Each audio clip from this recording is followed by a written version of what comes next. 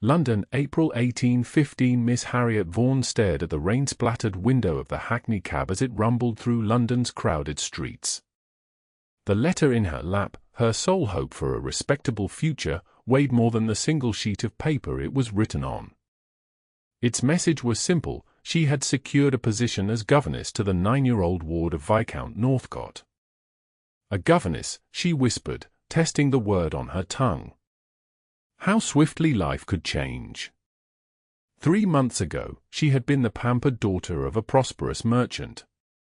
Now her father lay cold in the ground, his business ruined by speculation, leaving behind nothing but debts and disgrace. Harriet smoothed her plain grey dress, the most modest in her newly adjusted wardrobe.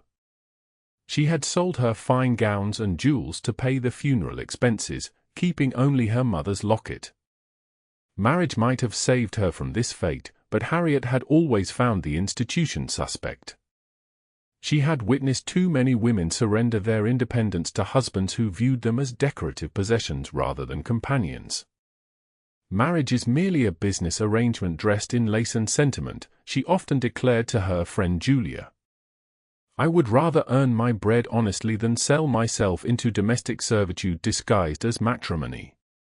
Now domestic service was precisely her destination, though without the protection of a wedding ring. The irony was not lost on her. The hackney lurched to a stop before an imposing townhouse in Mayfair. Harriet gathered her threadbare courage along with her single trunk and stepped out into the April shower. The butler who answered her knock regarded her with the particular blend of disdain reserved for those who occupied the uncomfortable position between servant and gentlewoman.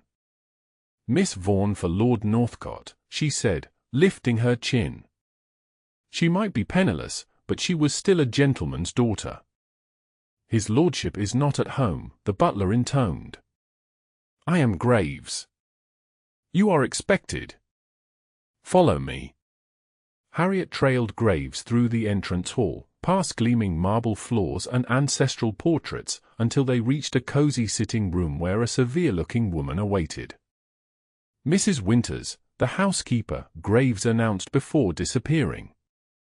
Mrs. Winters circled Harriet like a general inspecting a questionable recruit. You are younger than I expected, she said finally. Lord Northcott specified someone sensible and without frivolous notions. I hope your youth does not imply a lack of discipline. I assure you, Mrs. Winters, I am quite sensible, Harriet replied. And circumstances have cured me of any frivolous notions I might have harbored. Mrs. Winters nodded curtly. You will be responsible for Miss Eleanor, his lordship's ward. The child's parents, his cousin and wife, died in a carriage accident last year. She requires education in the usual female accomplishments, as well as deportment suitable to her station. I understand. His lordship resides primarily at Northcott Park in Hampshire but maintains this house for occasional visits to town. We depart for the country estate tomorrow. Mrs. Winters paused.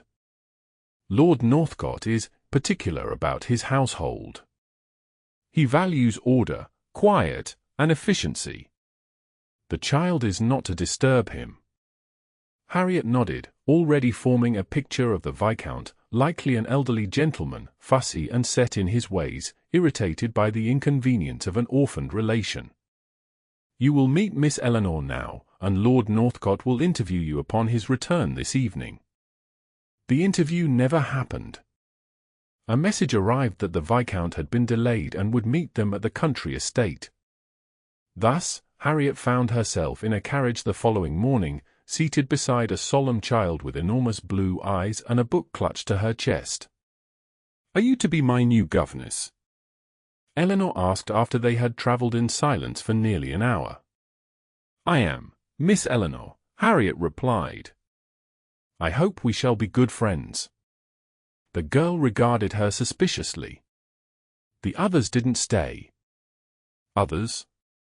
3 governesses since I came to live with Cousin William. They all said I was difficult. Harriet smiled. I find that the word difficult is often applied to those who ask questions and think for themselves. Are you a questioner, Miss Eleanor? A hesitant smile. Cousin William says I have an inquiring mind, but Mrs. Winters says I am impertinent. Well, there you have it. Two different perspectives on the same quality. Perhaps we shall discover which is more accurate together. By the time their carriage rolled through the impressive gates of Northcott Park, Harriet had coaxed more conversation from Eleanor, learning that the child adored poetry but despised needlework, could name every constellation visible from her bedroom window, and harbored a secret ambition to learn Latin. Cousin William knows Latin, Eleanor confided as the carriage crunched up the gravel drive. He promised to teach me, but he's always away. The house that loomed before them was a handsome stone structure, neither forbiddingly grand nor merely comfortable. It spoke of solid prosperity and generations of good taste. Mrs. Winters efficiently directed Harriet to her chamber, a pleasant room adjoining the nursery, where she was to refresh herself before meeting the rest of the household staff. Harriet had just finished unpinning her travel-mussed hair when a commotion erupted downstairs. A deep voice resonated through the halls, followed by Eleanor's excited cry. Footsteps pounded up the stairs, and Eleanor burst into the room.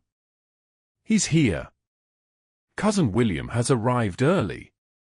Come meet him." Before Harriet could protest, Eleanor dragged her into the corridor and down the grand staircase. In the entrance hall stood a tall figure in riding clothes, his back to them as he handed his gloves and crop to a footman. "Cousin William," Eleanor called. "I've brought my new governess."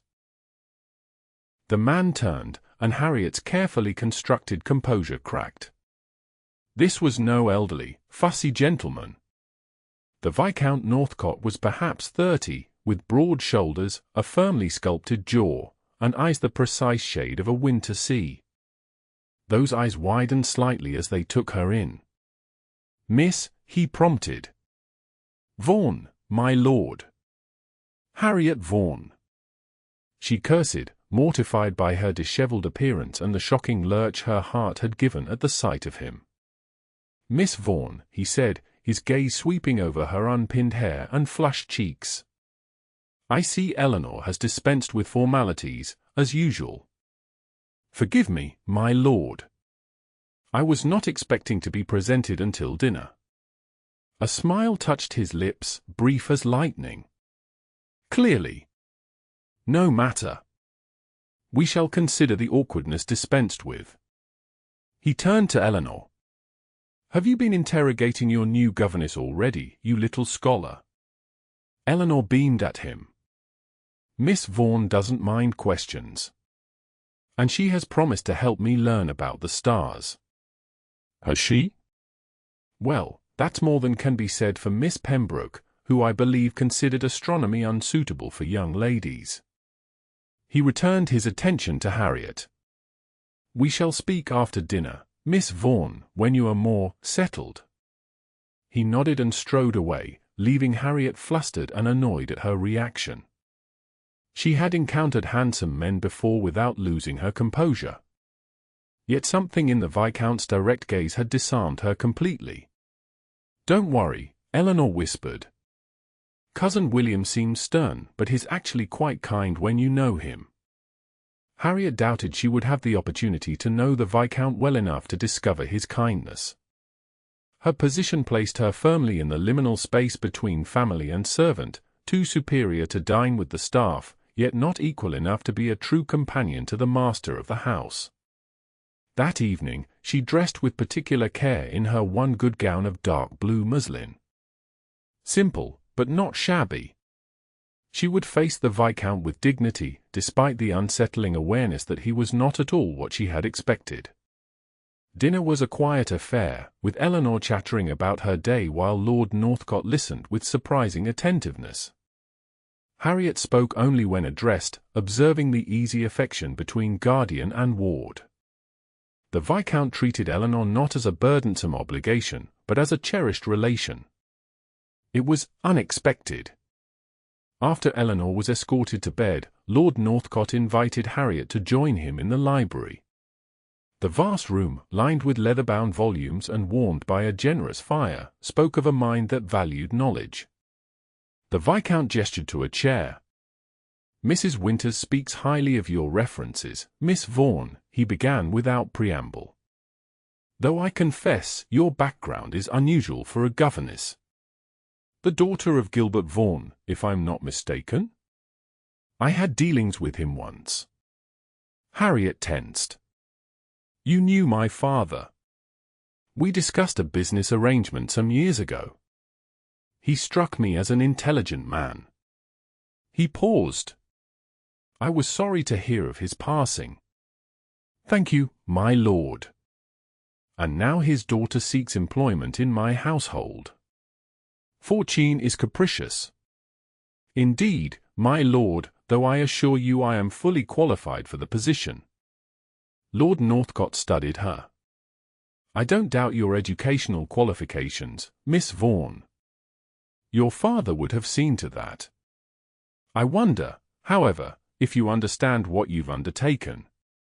Eleanor is not a typical child. Her parents' death has left its mark.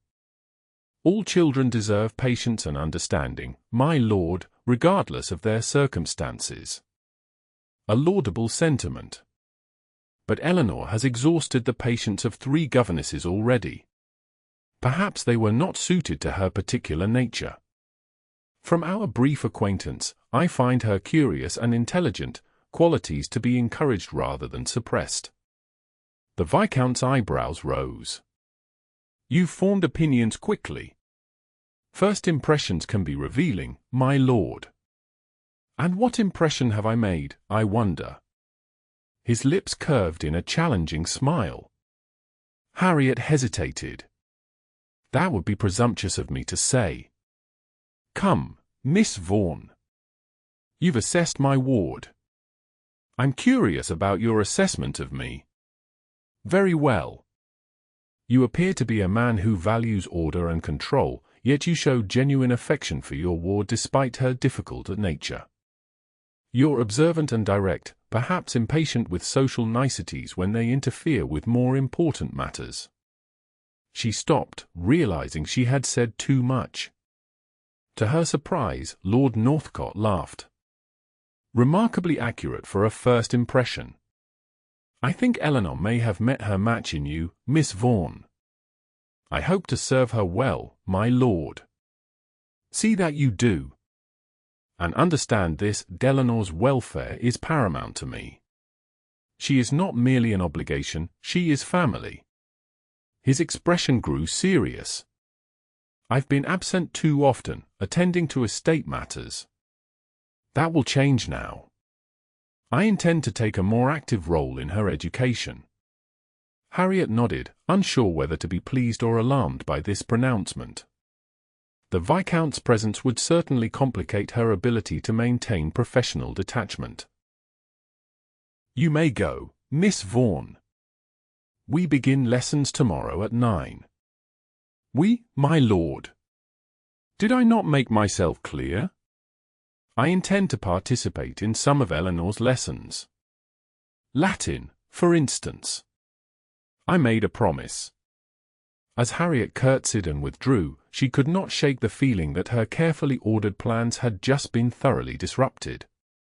The position of governess was meant to provide safe harbor while she determined her future. Nothing in her calculations had accounted for a viscount with winter-sea eyes and a disconcerting ability to see through her composure. The first weeks at Northcott Park established a rhythm. Mornings were devoted to Eleanor's lessons, reading, arithmetic, geography, and French. 3 afternoons a week, Lord Northcott joined them for Latin instruction, during which Harriet discovered the Viscount possessed a formidable intellect and unexpected patience as a teacher. On fine days, they took nature walks where Eleanor collected specimens for her natural history cabinet. Lord Northcott often accompanied them, pointing out rare plants or explaining geological formations with casual expertise. "You know a great deal about many subjects, my lord," Harriet remarked during one such excursion, as Eleanor raced ahead to examine a butterfly. "Oxford," he replied. "I studied natural philosophy. My father considered it a wasteful indulgence for the heir to a title." "And you? Did you consider it wasteful?" "No. Knowledge is never wasted, Miss Vaughan." He glanced at her. Though society often has narrow views on what constitutes useful knowledge, particularly for women. "Society has narrow views on many subjects," Harriet replied, then bit her lip. She was becoming too comfortable in his presence, forgetting her position. But the Viscount merely smiled. "Indeed. You speak your mind, Miss Vaughan. A quality I find refreshing, if unexpected, in a governess. Forgive me if I've overstepped, not at all. In fact, I would value your opinion on something." He withdrew a letter from his pocket. "Eleanor's maternal grandmother has written suggesting the child spend the London season with her when she turns 16. She believes Eleanor needs feminine influence to prepare her for society." "And you disagree?" "I believe Eleanor deserves more than to be shaped into an ornamental marriage prospect. But perhaps I'm being unfair to Lady Harrington's intentions." Harriet considered carefully. It seems premature to decide Eleanor's future when she is still a child. But having connections to her mother's family could be valuable for her. Perhaps a compromise, visits that allow Eleanor to know her grandmother without committing to a full season. Lord Northcott studied her with that penetrating gaze. A sensible solution. Eleanor is fortunate in her governess. The compliment warned Harriet more than it should have. As April yielded to May, Harriet found herself increasingly drawn into the household's rhythms. Eleanor flourished under her guidance, and Mrs. Winters unbent enough to approve Harriet's suggestions for the child's routine. Even the servants accepted her, a notable achievement given her ambiguous status. Only in her own heart did Harriet face trouble. Her determination to maintain professional distance from Lord Northcott weakened with each encounter. She noticed details she should not, how his eyes crinkled when he smiled, the way his hand sometimes brushed his ward's curls in passing affection, his habit of rubbing his temple when deep in thought. Worse still were the evenings when he invited her to join him in the library after Eleanor retired. These conversations, ostensibly about the child's progress, often wandered into literature, philosophy, and current events. The Viscount seemed genuinely interested in her opinions, treating her more as a companion than an employee. "You surprise me, Miss Vaughan," he said one evening as they discussed Byron's latest work. "Few women of my acquaintance would express such forthright literary judgments." "Perhaps they have the judgments but lack opportunity to express them," Harriet replied. "Or perhaps they've learned that gentlemen prefer admiration to honest discourse." "And you believe I prefer admiration?" His tone was light, but his gaze was intent. Harriet flushed. "I wouldn't presume to know your preferences, my lord. Yet you formed opinions on many other matters concerning me." "Observation is a governess's tool, my lord. I observe to better understand my pupil's environment." "And what have you observed about me, Miss Vaughan?" he asked, leaning forward. "Beyond my preference for honest discourse." The firelight cast shadows across his face, emphasizing the strong lines of his jaw. Harriet's heart beat too quickly. "I've observed that you care deeply for your ward," she said carefully. "That you value knowledge and integrity. That you're more comfortable discussing natural philosophy than attending the local assemblies Mrs. Winters mentions." He laughed. "Accurate again. Society functions have always struck me as exercises in tedium and artifice. Yet they serve a purpose," Harriet said. "They provide opportunities for connection, for understanding the community in which one lives." "Are you suggesting I should attend the Milford Assembly next week, Miss Vaughan?" It's hardly my place to suggest anything regarding your social calendar, my lord. Yet if it were your place. His eyes held hers, challenging. Then I might suggest that a gentleman with responsibilities to an estate and a ward should maintain connections with his neighbours, regardless of personal inclination. Lord Northcott studied her for a long moment. Well argued. Perhaps I shall attend, after all. He rose. It grows late. Good night, Miss Vaughan. As Harriet made her way to her chamber, she chastised herself for the inappropriate familiarity of their conversation. She was allowing herself to forget her position and her principles. The Viscount might treat her with unusual respect, but the fundamental inequality between them remained. She was his employee, dependent on his goodwill, just as married women depended on their husband's favor. Her determination to restore proper distance was tested the very next morning when Lord Northcott appeared at breakfast with an announcement. "I've decided we shall all attend the Milford Assembly," he declared. "Eleanor is old enough to observe for an hour or two, and it will do her good to see something of society." Eleanor clapped her hands in delight, but Harriet froze. "All of us, my lord?" "Certainly. Eleanor will need your supervision. Unless you object to an evening's entertainment." "Not at all," but Harriet hesitated. It might be considered unusual for a governess to attend a public assembly. "Hang what's considered usual," the Viscount said. "You'll accompany Eleanor as her companion." "It's perfectly proper." Harriet nodded, though her thoughts tumbled in confusion. Was this merely a practical arrangement for Eleanor's benefit? Or had their conversation influenced his decision? And why did the prospect of an evening in public with Lord Northcott fill her with both anticipation and dread? The evening of the assembly arrived with a flurry of preparation.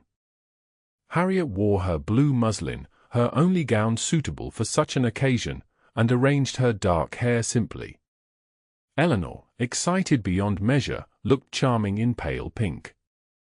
Lord Northcott raised an eyebrow when they descended the stairs. "You both look lovely," he said, his gaze lingering on Harriet longer than propriety warranted. The Milford Assembly Rooms were modest compared to London venues, but the local gentry turned out in force, eager to see and be seen. Their arrival created a stir. The Viscount rarely attended local functions, and his appearance with his ward and her unexpectedly young, attractive governess provided immediate fodder for speculation. Harriet felt the curious stares as they entered. Lord Northcott performed introductions with calm efficiency, presenting her as Miss Vaughan, Eleanor's governess and companion in a tone that discouraged further inquiry. Eleanor was soon whisked away by the vicar's daughters to observe the dancing from a safe distance, leaving Harriet momentarily alone with the Viscount. "You seem uncomfortable, Miss Vaughan," he observed. "I'm merely conscious of our causing speculation," she replied. The Viscount attending with his ward's governess is noteworthy gossip in a small community. Let them speculate. I've never concerned myself with local gossip. A luxury afforded by your position, my lord. Those of us with less secure standing must be more cautious." His expression sobered. "You're right, of course. I've been thoughtless. Would you prefer to join Eleanor with the younger set?" "That might be wise," Harriet agreed, though part of her wished to remain at his side. As she moved to join Eleanor, she became aware of a striking woman in burgundy silk approaching Lord Northcott with familiar ease. "William, darling," the woman said, loud enough for Harriet to overhear. "How delightful to find you here. I was beginning to think you'd become a complete recluse." "Lady Harrington," the Viscount replied coolly. "I wasn't aware you were visiting the area." Lady Harrington, Eleanor's maternal grandmother. Harriet paused, intrigued despite herself. "I'm staying with the Miltons. When I heard you might attend tonight, I simply had to come." Where is my dear granddaughter? Eleanor is with the vicar's daughters. I'm sure she'll be pleased to see you. And who was that young woman with you? Not a relation, surely? Miss Vaughan is Eleanor's governess. Lady Harrington's perfectly arched eyebrows rose. Indeed? She seems rather decorative for a governess. Miss Vaughan is highly qualified and has been excellent for Eleanor. I'm delighted to hear it. Though I still maintain the child needs proper feminine influence. A man alone, even with the best governesses, cannot prepare a girl for her debut. Eleanor is 9 years old, Lady Harrington. Her debut is hardly an immediate concern. The foundations must be laid early, William. But we need not discuss this now. I shall call tomorrow to see Eleanor properly. Harriet moved away, thoughtful. Lady Harrington's interest in her granddaughter seemed genuine, if focused on conventional expectations. And her comment about proper feminine influence revealed a particular perspective on Lord Northcott's household arrangements. The evening progressed pleasantly enough. Eleanor delighted in watching the dancing, and several local gentlemen engaged Harriet in polite conversation, clearly curious about her connection to the Viscount. She maintained careful propriety, aware of Lord Northcott's gaze occasionally seeking her out across the room. As they prepared to depart, Lady Harrington approached with determined grace. "William, I insist you bring Eleanor to dine tomorrow," she said. "And Miss Vaughan too, of course," she added with a smile that didn't quite reach her eyes. "I should like to know the person responsible for my granddaughter's education." Lord Northcott looked as if he might refuse, but glanced at Eleanor's hopeful face and relented. "Very well. We shall call tomorrow afternoon." The carriage ride home was subdued, Eleanor dozing against Harriet's shoulder while Lord Northcott gazed out the window, lost in thought. "You seem troubled, my lord," Harriet ventured. "Is Lady Harrington's visit unwelcome?" He sighed. "Not unwelcome, precisely. Complicated. Catherine, Eleanor's mother, was her only child. After her death, Lady Harrington became overly concerned with Eleanor's future. She has definite ideas about how a future lady should be raised. And those ideas differ from yours. Substantially. She believes Eleanor should be prepared for one purpose only, making an advantageous marriage. I believe she deserves more." He turned to her. "What did you make of her?" Harriet chose her words carefully. "She seems genuinely fond of Eleanor, though perhaps traditional in her views. It might be valuable for Eleanor to know her grandmother, even if you don't share a perspective. Always the voice of reason, Miss Vaughan." His smile was tinged with something like regret. "I sometimes wonder what Catherine would want for her daughter." "What was she like?" "Eleanor's mother. Intelligent. Kind. She married my cousin James despite her mother's objections. He had the title but not the fortune Lady Harrington desired for her daughter." "They married for affection, then?" "Yes." His expression softened. "They were very happy." The simple statement hung in the air between them. Harriet wondered if Lord Northcott had ever contemplated such a marriage for himself, one based on affection rather than advantage. The thought disturbed her equilibrium. "We should all wish for such happiness," she said softly. The Viscount's gaze returned to her, intent and searching. "Indeed, Miss Vaughan. But happiness takes many forms, doesn't it? Not all of them sanctioned by society."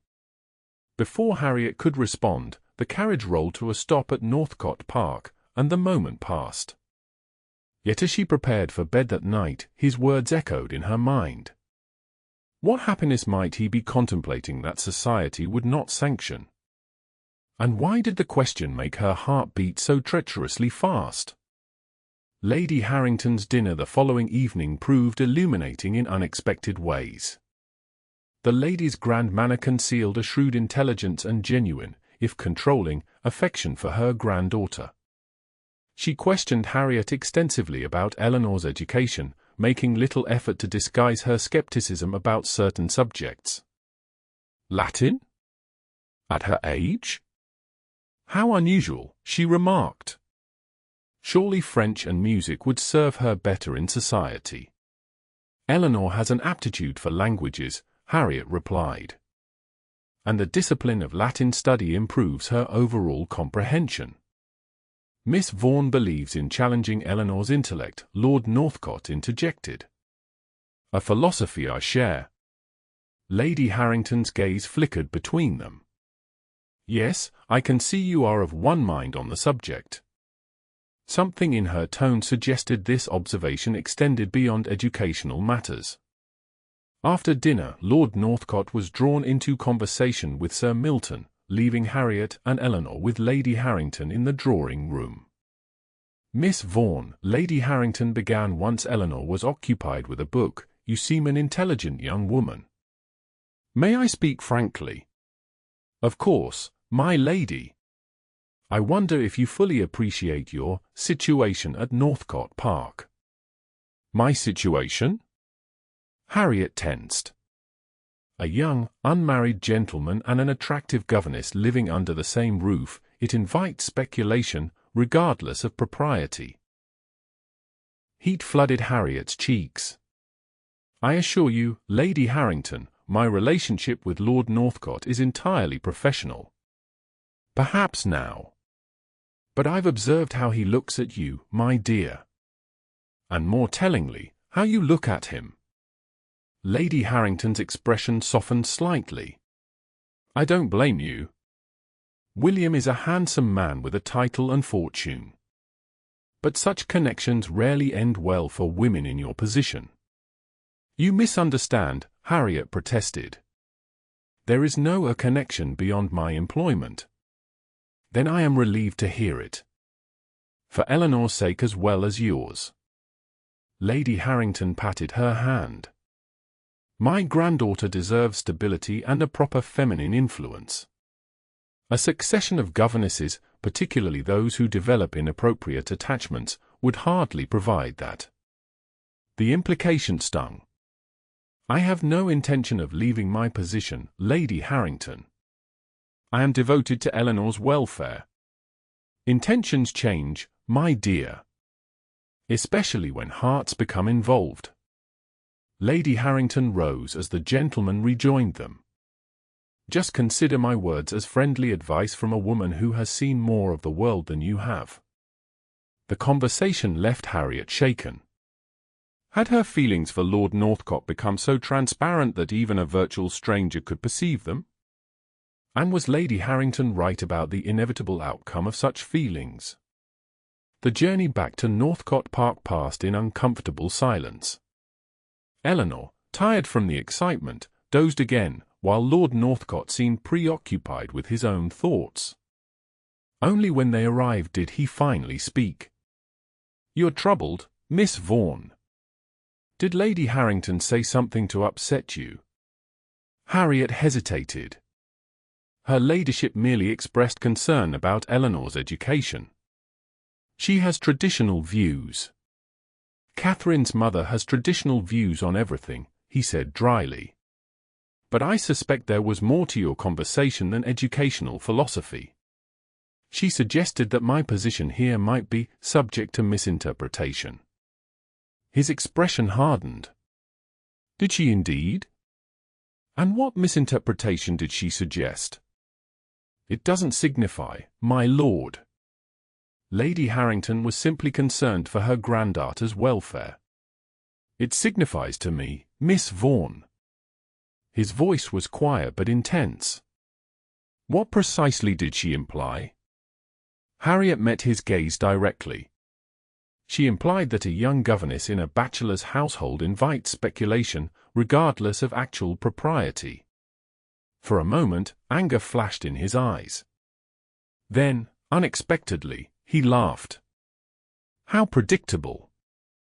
Lady Harrington has never approved of my household arrangements.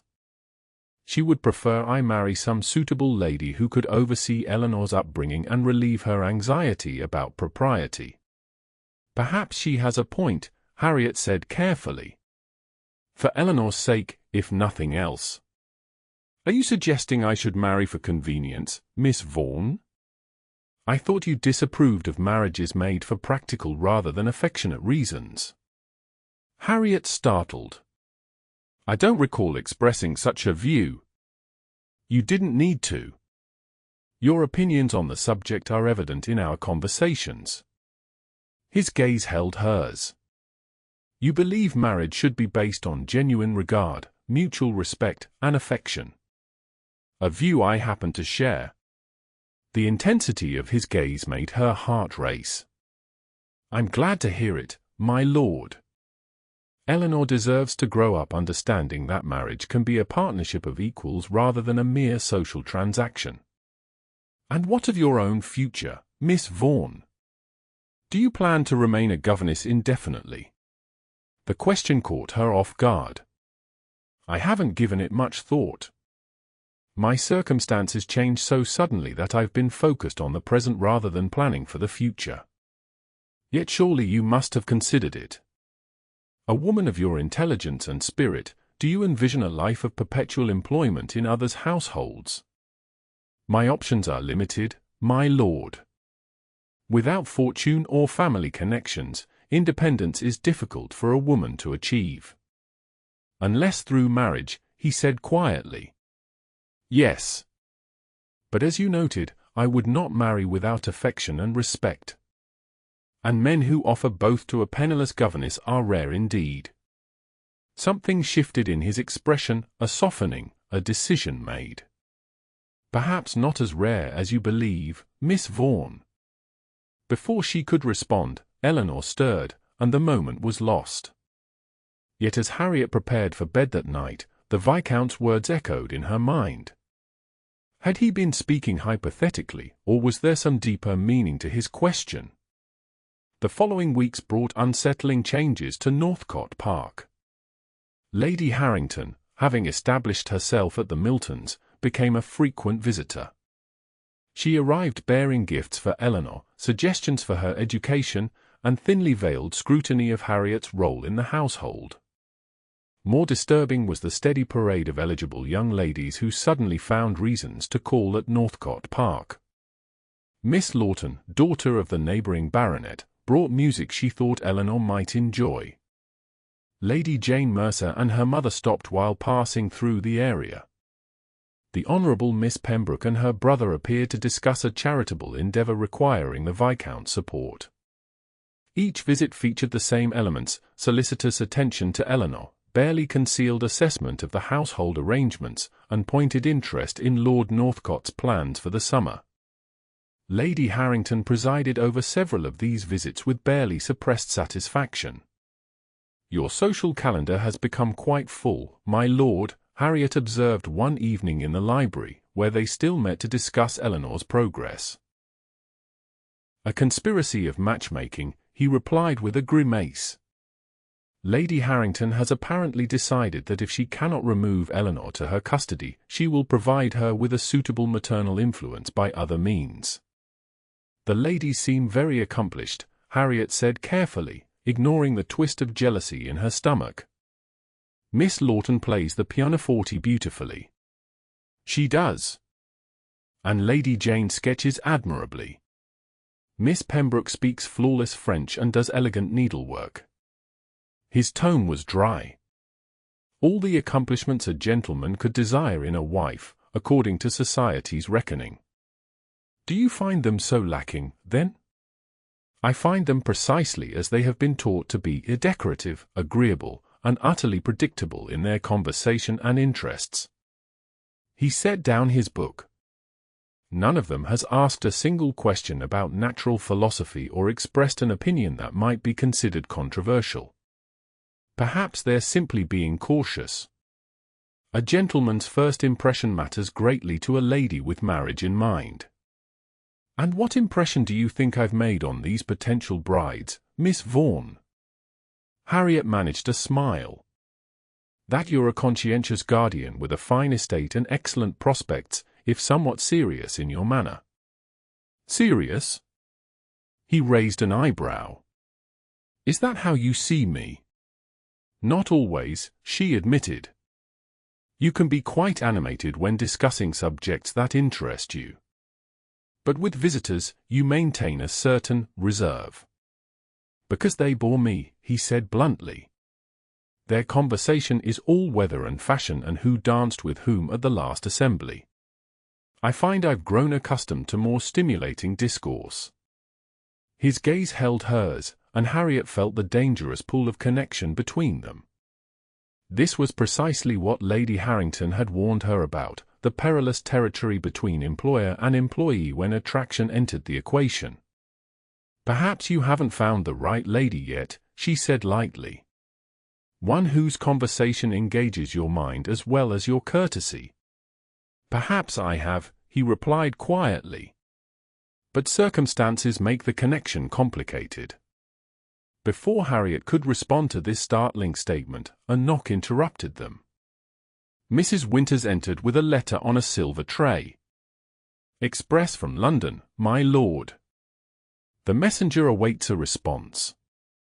Lord Northcott broke the seal, his expression darkening as he read. I must go to London immediately. Estate business that can't be delayed. How long will you be gone? Harriet asked, surprised by the sudden development. A week, perhaps 2. Mrs. Winters, please have Jenkins prepare for departure at first light. He turned to Harriet.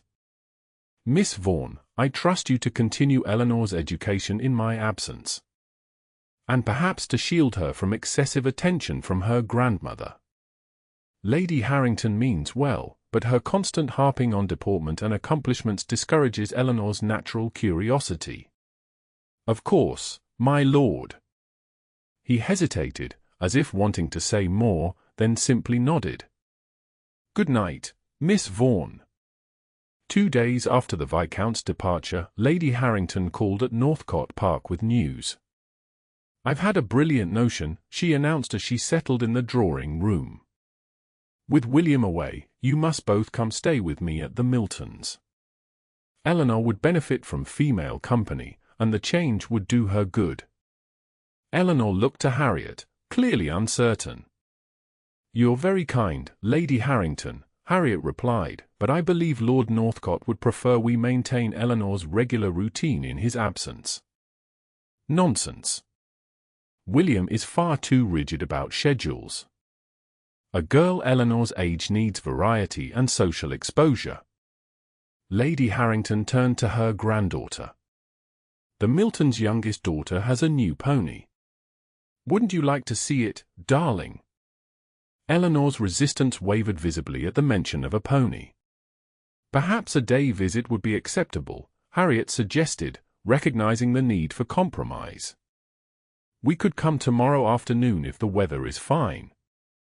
This arrangement satisfied Lady Harrington, who departed with the promise of sending a carriage for them the next day. As soon as she left, Eleanor turned to Harriet with worried eyes.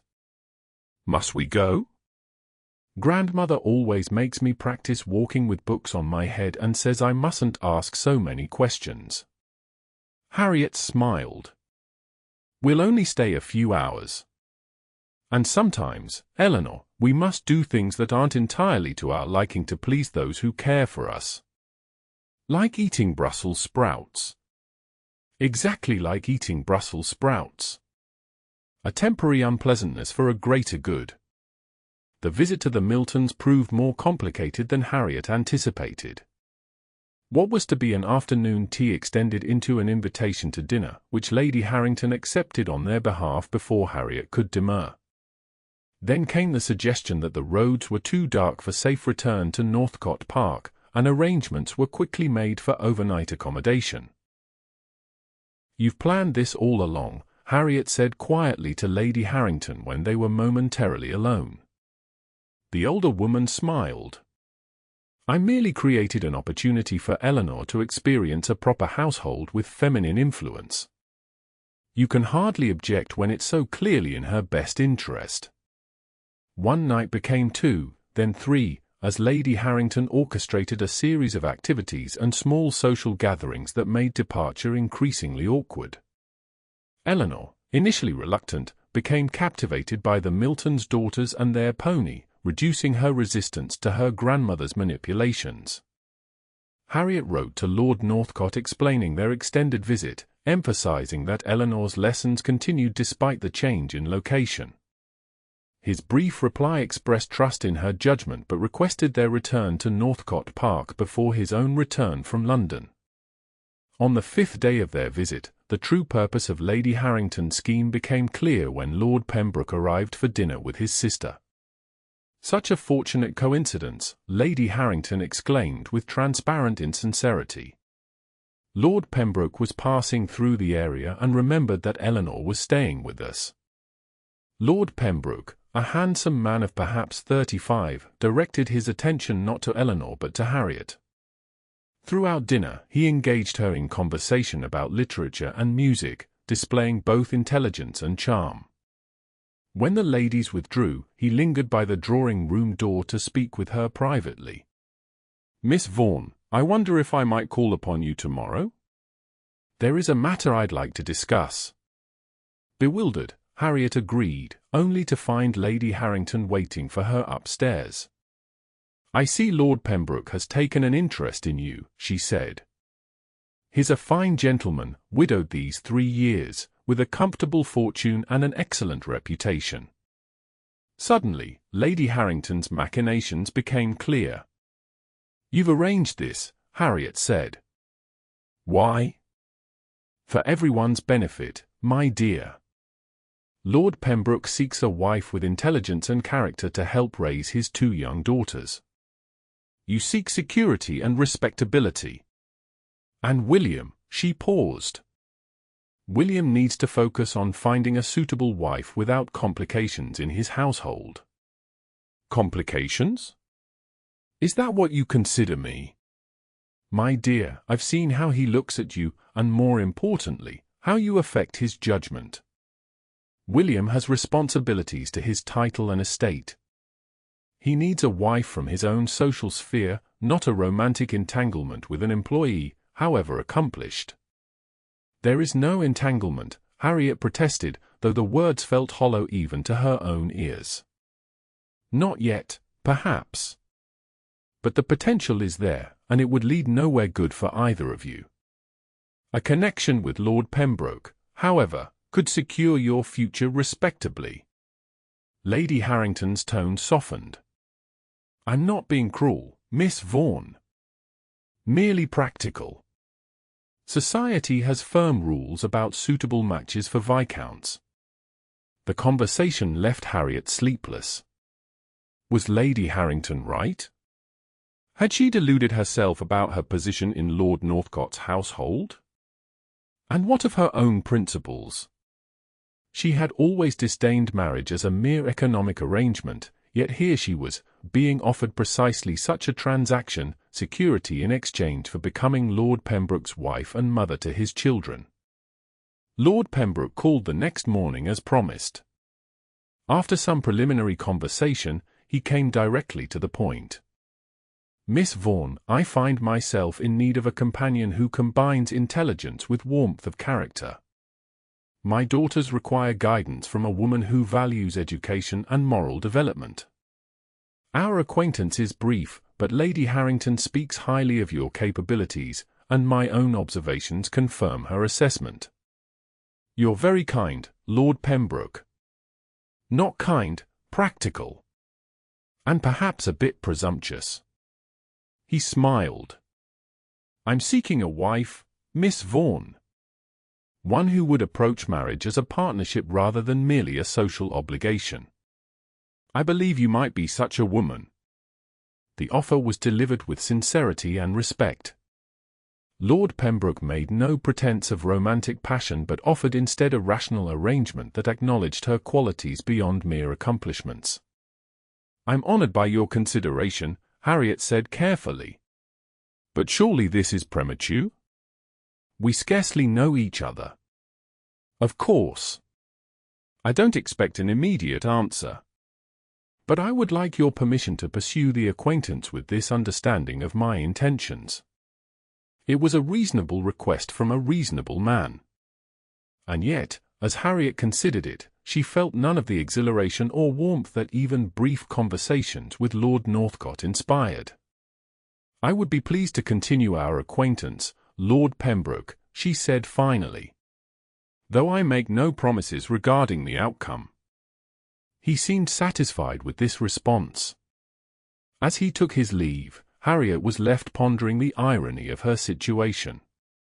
She had always insisted she would never marry without genuine affection, yet now she was contemplating exactly such an arrangement, not because she needed to escape poverty, but because remaining at Northcott Park had become emotionally perilous. That afternoon, a letter arrived from Lord Northcott announcing his return in 2 days' time. Harriet immediately began preparations to return to Northcott Park the following morning, despite Lady Harrington's protests. Lord Northcott expressly requested our return before his arrival, she said firmly. I must honor his wishes as Eleanor's guardian and my employer. Eleanor, despite enjoying aspects of their visit, was eager to return home. Will Cousin William bring me a present from London? She asked as they travelled back to Northcott Park. He always brings something interesting, not just ribbons and sweets. I'm sure he will, Harriet replied, her thoughts tumbling. How would she face Lord Northcott now, with Lady Harrington's warnings and Lord Pembroke's proposal complicating her already confused feelings? The household welcomed their return with evident relief. Mrs. Winters had maintained everything in perfect order but admitted that the house seemed too quiet without the child's questions and your calm presence, Miss Vaughan. Harriet spent the day restoring their routine, reviewing Eleanor's lessons, and attempting to sort through her conflicted emotions. By evening, she had reached no conclusions beyond the certainty that her position at Northcott Park had become untenable. Either she must suppress her growing feelings for Lord Northcott and maintain strict professional boundaries, or she must leave and consider Lord Pembroke's offer. Lord Northcott arrived the following morning earlier than expected. Harriet and Eleanor were in the schoolroom when they heard the commotion of his return. Eleanor immediately abandoned her arithmetic to race downstairs, leaving Harriet to follow at a more measured pace, her heart beating too quickly. She found them in the entrance hall, Eleanor chattering excitedly while Lord Northcott listened with evident pleasure. He looked up as Harriet approached, and something in his expression, warmth, relief, a hint of something deeper, made her breath catch. Miss Vaughan. I trust Lady Harrington didn't exhaust you with social obligations. Not at all, my lord. Though I believe she had ulterior motives for inviting us. She always does. His smile faded slightly. I'd like to speak with you after Eleanor shows me her latest achievements. Perhaps in the library after dinner. Of course, my lord. The day passed in a blur of restored routine. Eleanor proudly demonstrated her progress in Latin and geography. Lord Northcott examined the nature specimens she had collected at the Miltons, and Harriet maintained a careful professional distance, aware that every interaction now carried new weight. After Eleanor retired for the evening, Harriet made her way to the library with a sense of fateful certainty. Whatever transpired in this conversation would determine her future course. Lord Northcott stood by the fireplace, tension evident in his posture. He turned as she entered, his expression unreadable. Miss Vaughan. Thank you for indulging Lady Harrington's invitation. I understand it extended rather longer than planned. She was most insistent. I thought it diplomatic to accommodate her wishes to a point. Indeed. He paused. I also understand Lord Pembroke paid particular attention to you during your stay. Harriet stiffened. You seem well informed about our visit, my lord. Sir Milton wrote to me. His tone was carefully neutral. He mentioned that Pembroke expressed specific interest in making your acquaintance. May I ask the nature of that interest? Lord Pembroke was perfectly proper in his attentions, my lord. I see no need to discuss the particulars. I disagree. Something flickered in his eyes. Anger? Concern? As your employer, I have an interest in matters that might affect your position in this household. As my employer. Harriet felt a flash of indignation. Then I will inform you that Lord Pembroke has expressed interest in my becoming his wife and stepmother to his daughters. A position that would, indeed, affect my employment here. The Viscount's expression hardened. And your response to this proposal? I haven't given one. I've agreed only to continue the acquaintance. Harriet lifted her chin. Though I fail to see how this concerns you beyond the practical matter of finding a replacement governess. It concerns me a great deal more than that. He stepped closer. Do you wish to marry Lord Pembroke, Harriet? The use of her given name startled her. I don't know. He offers security, respect, and purpose. Most women would consider it an advantageous match. But you're not most women. You've expressed contempt for marriages made for advantage rather than affection. His gaze held hers. Do you feel affection for Pembroke? That's an impertinent question, my lord. William, he corrected. And yes, it's impertinent. But I need to know. Why?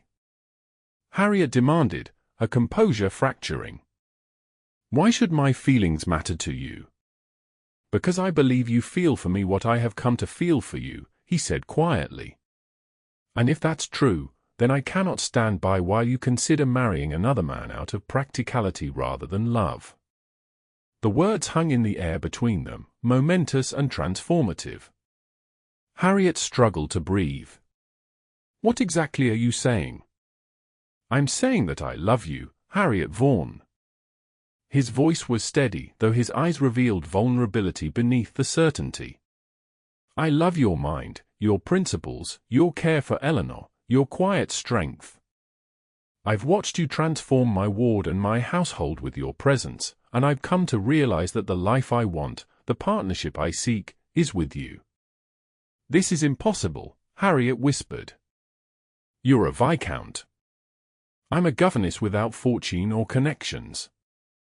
Do you think I care about that? I've spent weeks enduring the company of suitable young ladies, each more vapid and calculating than the last. None of them sees me as anything but a title and an estate. He took her hand. You see me, Harriet. You challenge me, you understand me, you make me laugh. That's worth more than any fortune or connection. Society won't accept such a match, she protested, though her heart was racing with hope and fear. Lady Harrington certainly won't. Lady Harrington's approval is not required for my happiness. His thumb traced circles on her palm. The question is whether you feel as I do. Do you, Harriet? Or am I mistaken? Harriet closed her eyes, overwhelmed by the moment of choice before her. All her principles about marriage, all her caution about unequal connections, battled against the undeniable truth in her heart. I do feel as you do, she admitted finally, opening her eyes to meet his gaze. I've tried not to. I've reminded myself of my position and the impossibility of such feelings leading anywhere honorable. But I can't deny the truth. I love you, though I never expected to. His smile transformed his face. Then marry me. Be my wife, my partner, my countess. Help me raise Eleanor to be as intelligent and principled as you are. Share my life and my home, not as an employee, but as its mistress. Your proposal is everything I could wish for in its sincerity and affection, Harriet said, allowing herself to imagine the life he offered. But have you considered the practical consequences? The gossip, the potential ostracism by your peers? Eleanor's future in society might be affected by association with a governess turned viscountess. I've considered everything. He drew her closer. The tongue's gossip is temporary, our happiness could be lifelong. Eleanor adores you already and will thrive with you as her mother.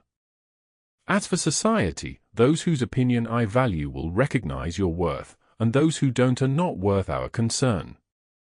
His confidence was compelling, his love evident in every word.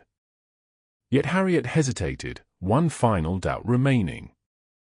And what of Lady Harrington's accusation that you're allowing sentiment to override duty?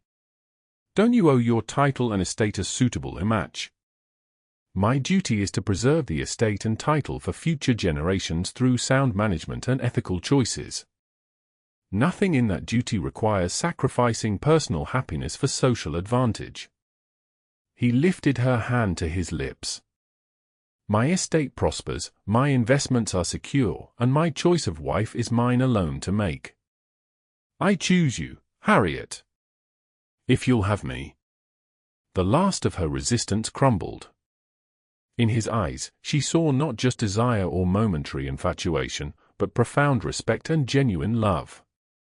He was offering exactly what she had always believed impossible, a marriage of equals based on affection rather than advantage. Yes, she said simply. I will marry you, William. Not for your title or fortune, but for the man you are. His kiss was gentle at first, then deepened with the release of long-restrained emotion. When they finally drew apart, Harriet laughed softly. Eleanor will be delighted. She's been dropping hints about wishing I were her real mother for weeks. Perceptive child. She recognized what suited us all before we admitted it to ourselves. He smiled. Lady Harrington, however, will be considerably less delighted. She'll come around eventually, Harriet predicted. Her love for Eleanor will outweigh her disapproval of me. And if it doesn't? William's tone was light, but the question was serious. Then we'll manage that too. Together. The following weeks brought precisely the mixture of delight and consternation they had anticipated. Eleanor's joy at their announcement was unrestrained. The servants accepted the news with varying degrees of surprise and satisfaction. Mrs. Winters, after an initial period of adjustment, declared that the arrangement made perfect sense, given how the household has run these past months.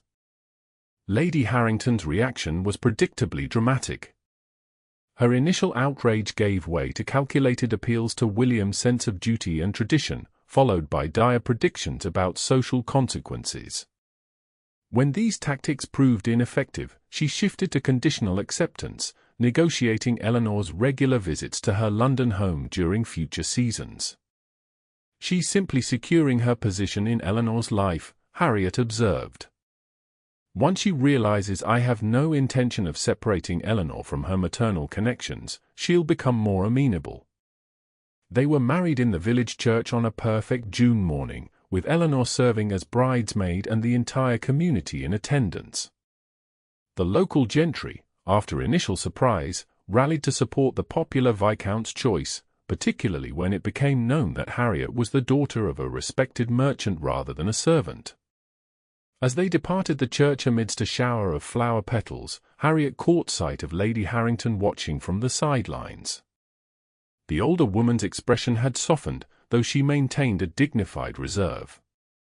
She'll be at Northcott Park within the month, offering advice on household management, William predicted as they entered the carriage. Her curiosity about how we'll conduct ourselves as husband and wife will overcome her disapproval. I shall welcome her advice when it's sound and ignore it when it's not, Harriet replied with a smile. After all, a viscountess must learn to balance diplomacy with conviction. You've always possessed both, he said, drawing her close. Along with intelligence, principle, and courage. All the qualities I never expected to find in the governess who arrived to teach my ward and ended up teaching me about love instead. As the carriage pulled away from the church, Harriet reflected on how dramatically her life had transformed. She had arrived at Northcott Park believing marriage to be a mere economic transaction, convinced that independence was her only path to dignity. Instead, she had discovered that love, when founded on mutual respect and genuine affection, offered the truest form of independence, the freedom to be fully herself with a partner who valued her precisely for who she was. "What are you thinking?" William asked, noticing her contemplative expression. "That I was right about one thing and wrong about another," she replied. "I was right that marriage should be based on affection rather than advantage. But I was wrong to believe such a marriage was impossible for a woman in my position." "We've both had our certainties overturned," he said. "I never expected to find my perfect match in my ward's governess. And I never expected to lose my heart to my employer," Harriet countered. "Yet here we are, defying expectations and creating our own happiness." "The best kind of defiance," William agreed, kissing her as the carriage carried them home, no longer as master and governess, but as husband and wife, partners in the truest sense of the word.